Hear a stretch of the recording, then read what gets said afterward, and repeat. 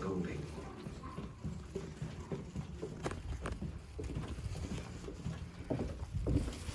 There are 23 pairs of niches designed for candles carved into the walls of the tunnel.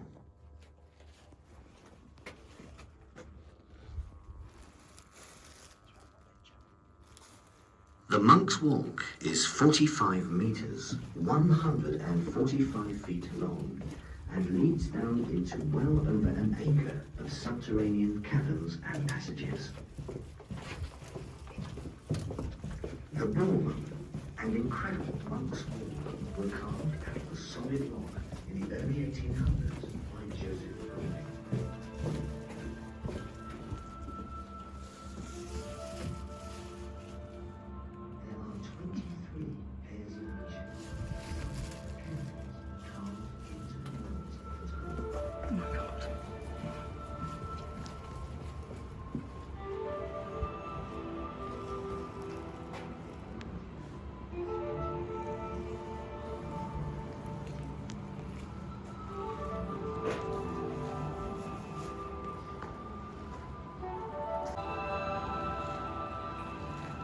Harry Jack, in the Smugglers Caves. You are now standing 70 feet below ground. Did you know that? It's damp and dark down here, innit? But that's exactly the sort of place where we smugglers like to hide our gin, tobacco, and other booty in the old days. I should know. I was here. Of course. I was alone there. But there were people down here hundreds of years before us smugglers. Oh, yeah. Like nobody knows who carved this weird figure. You'll find it in what they call the chapel, which happens to be the most haunted part of the caves. Now look over here. This was the original entrance. Back in 1786, some posh gent found a pair of old beggars living here. They said the caves only went back a few feet into the darkness, and told him to hop it. A few feet? I warrant the smugglers were slipping them a few coins to keep out prying eyes. But more about smugglers later. Oh, yes. In the early 1800s, some of the young rascals from the town used to bring their girls up here. You can imagine. So the mayor of Hastings decided that the cave should be closed and sealed. Until some years later, a gent called Joseph Golding was working in a garden up on the West Hill when the ground gave way and he nearly tumbled into the cavern. He was astounded by what he saw. And being a bit of a showman, he got permission to open the caves to the public. Lit with hundreds of candles, those people thought they was in fairyland. But old Golding didn't stop there. He cut pillars and domes out of the solid rock to create the ballroom, where they had regular dances. And look at this big chap behind you over the door. And there is another one opposite him, just round the corner. That's the military gentleman. St. Clement's Caves was the place to visit in Victorian times. Oh Lord, yes. Much later, during the World War, which started in 1939, the caves were used as an air raid shelter. Bombs were falling on the houses in Hastings, so people came down here to be safe. There were nearly 600 beds in the caves. Imagine! Then after the war, they had tours of the caves again, and tea dances. Oh, and the jazz evenings. What a racket! Enough to wake the dead. Which reminds me, you'll be wanting to discover more about the smugglers, whose spirits still roam around these caves. So off you go, and old Harry Jack will be around to tell you some more tales later. Come on, this way. Don't mind them. They're quite friendly. Most of them.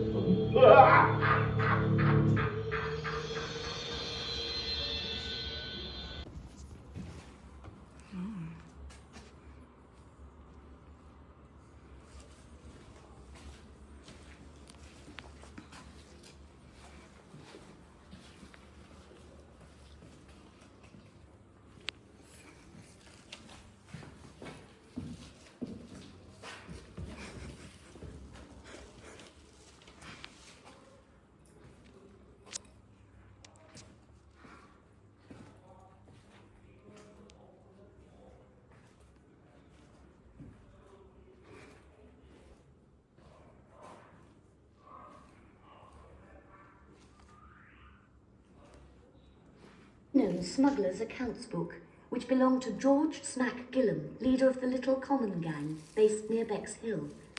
Most of the book contains legitimate lists of groceries, but hidden amongst the pages are records of another kind. The page you can see is an account of payments for various smuggling expeditions.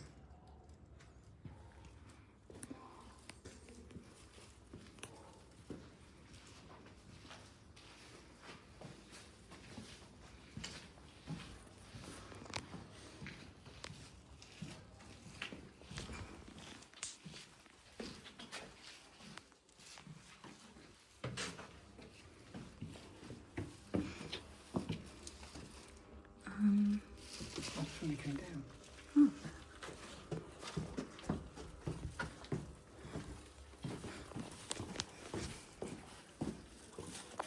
Here they are, unloading the ship from France. I wonder what they got aboard this time. Course, it don't matter much. Without paying the taxes and import duties in this country, there's money to be made on almost anything. More profitable than fishing, eh? As long as you doesn't get caught. Bring it ashore, boys.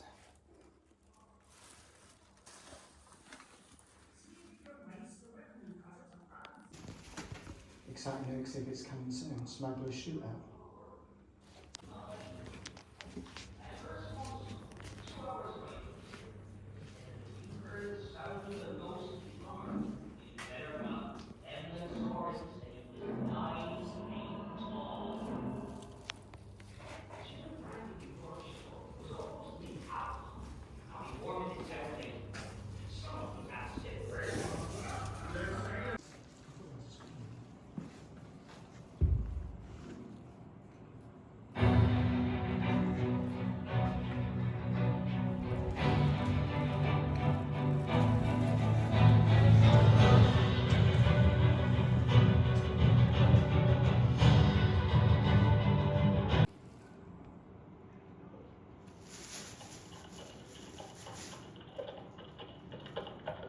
If you wake at midnight and hear a horse's feet, don't go drawing back the blind or looking in the street.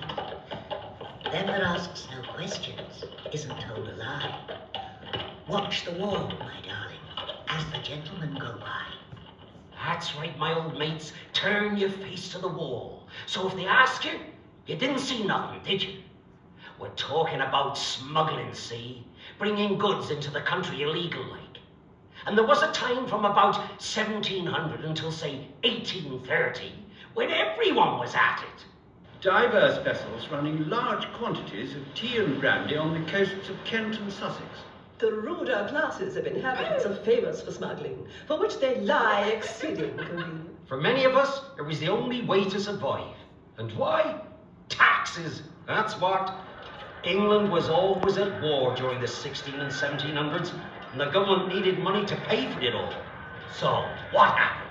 Right, up went the taxes. By the 1700s, the tax was so high on many of the important things we all needed that most people considered buying smuggled goods without any tax to be the only answer. In every place I went, they drank no tea but what was rum. Many great men not only connive at smuggling, but practice it. You were not respectable then if you weren't a smuggler. That's right, it wasn't just the poor folk. Brandy for the parson, baccy for the clerk, laces for a lady, letters for a spy. Watch the wall, my darling, while the gentlemen go by. That's what they called us, the gentlemen. And the gentlemen were sailing across to France and the Low Countries, fetching back huge quantities of gin in small barrels called tubs, and tea in oilskin bags. Some of the finest seamen in the world. But the smugglers on land were just as important as the seamen.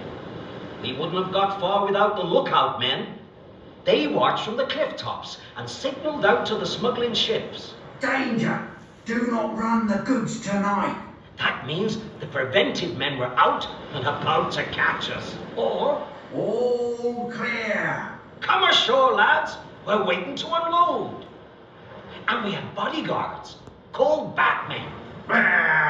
Step no further. They had big clubs or bats. which they used to discourage any nosy parties from interrupting our work. A good team could run 500 tubs ashore in 20 minutes. Then once the tubs were hauled up the cliff, often by derrick crane, the tubmen carried them off into the night. Smuggled goods were hidden everywhere. Houses had false floors, chimneys and cupboards. Even churches had vaults set aside for storage. Barns, windmills, and of course, caves were used. And we used to encourage spooky stories to frighten people away from the hiding places. At Hurstmonceau, 2 hours' ride from here, they said that if you heard the sound of the ghostly drummer, you'd better run. Them that saw him said he was 9 feet tall. The gin and brandy we brought ashore was almost neat alcohol, and we watered it down later. Some of us had a sip first, though. The sailor told me he had drunk no less than 2 gallons, and he was in a stupor for nearly a week afterwards. We smuggled it strong, because you didn't want to carry a whole load of water now, did you? But it had to be the correct strength before selling on. We used Lovey's beads, little glass balls, each marked with a different number. You just dropped the bead with the strength number you wanted into the spirit, then poured in water until it popped up to the top. See?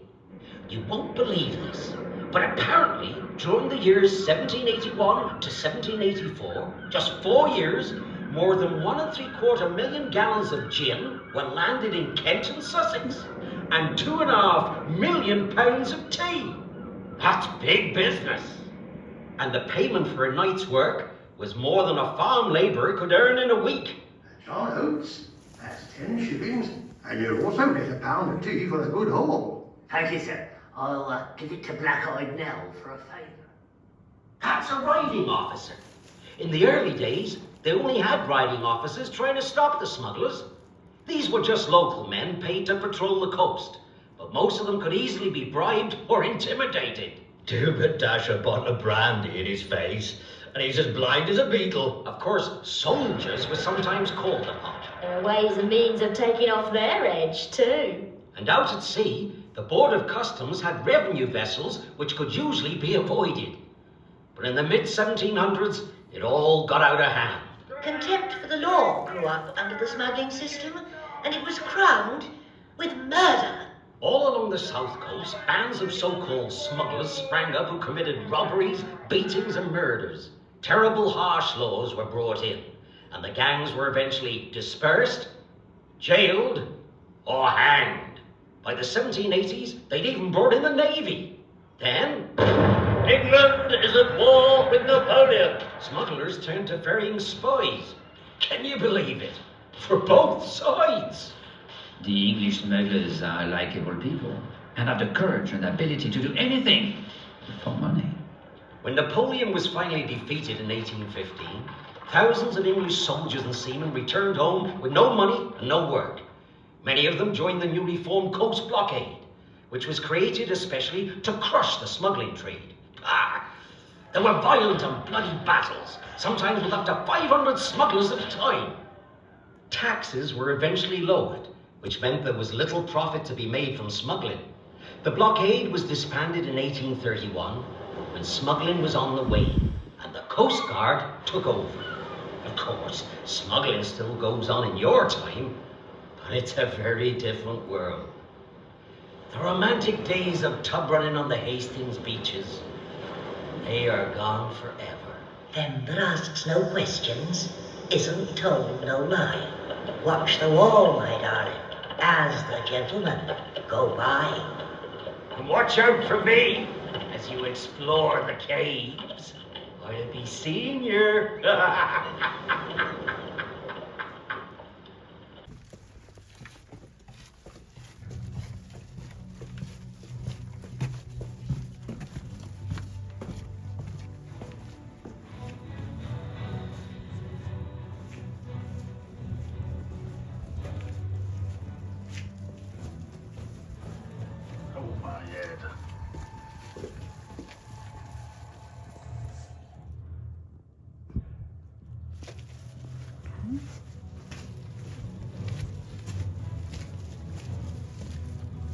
Locals could earn as much as a farm labourer's weekly wage in just one night for carrying tubs from the seashore to various hiding places.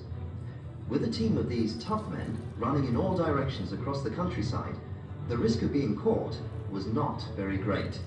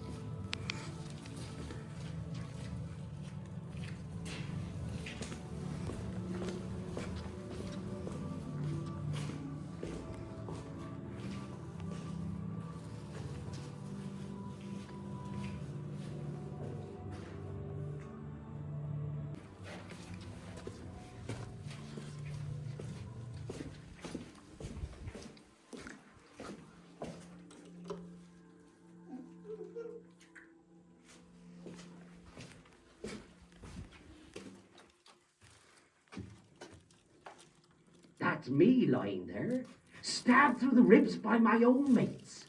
The customs men gave you a deal of money for information. I was tempted, and look what happened. Serves me right. Rough justice in them days, eh? Dead men tell no tales.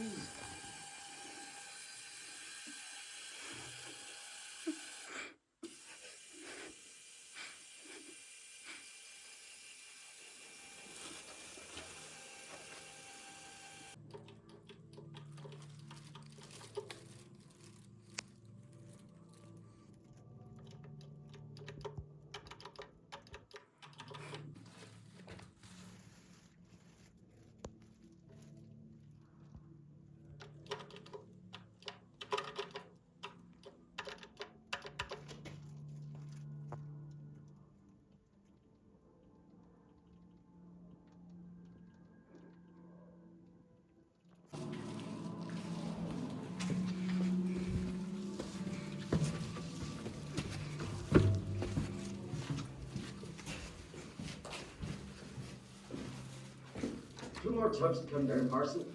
I'll leave one up there for you.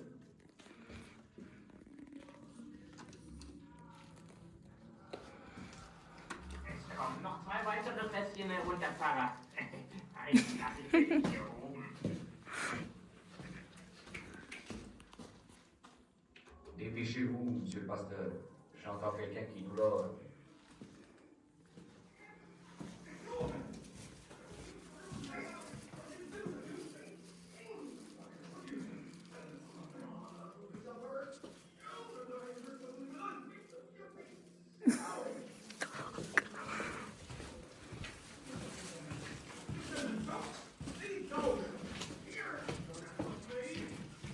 Don't be scared. It's only me. Remember the ghostly drummer of Herstman's song? Well, I think I hear him now.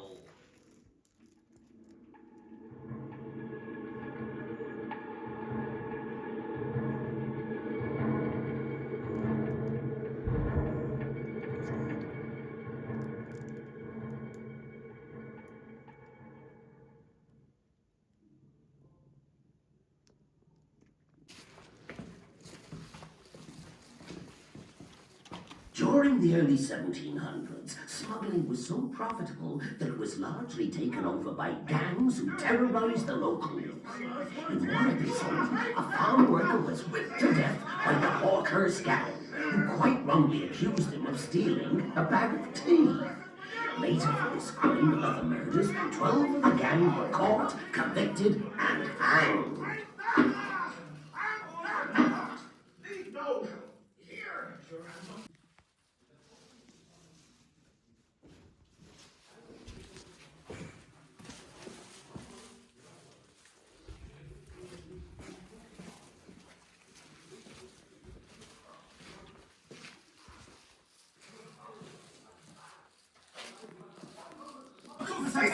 I didn't do nothing. You've been seen, smuggler. What do you mean? I am a smuggler. Oh, that'll be the worst.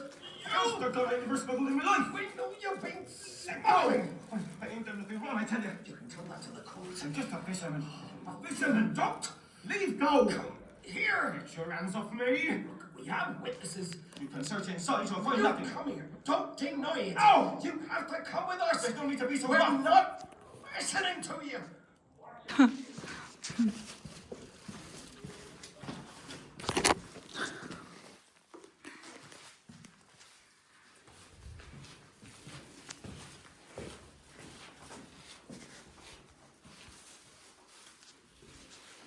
To Winston Churchill.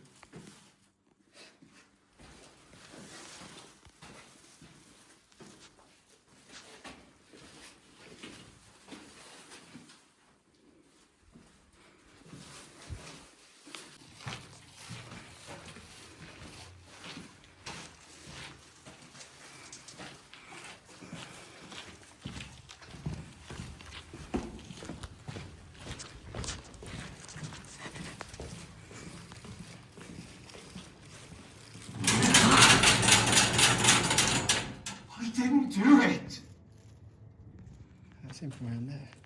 He's got bruises now. Help me!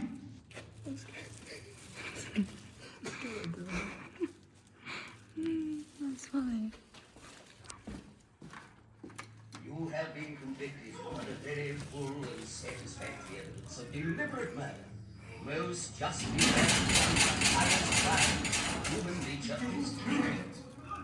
Christian charity obliges me to tell you that your time in this world will now be very short.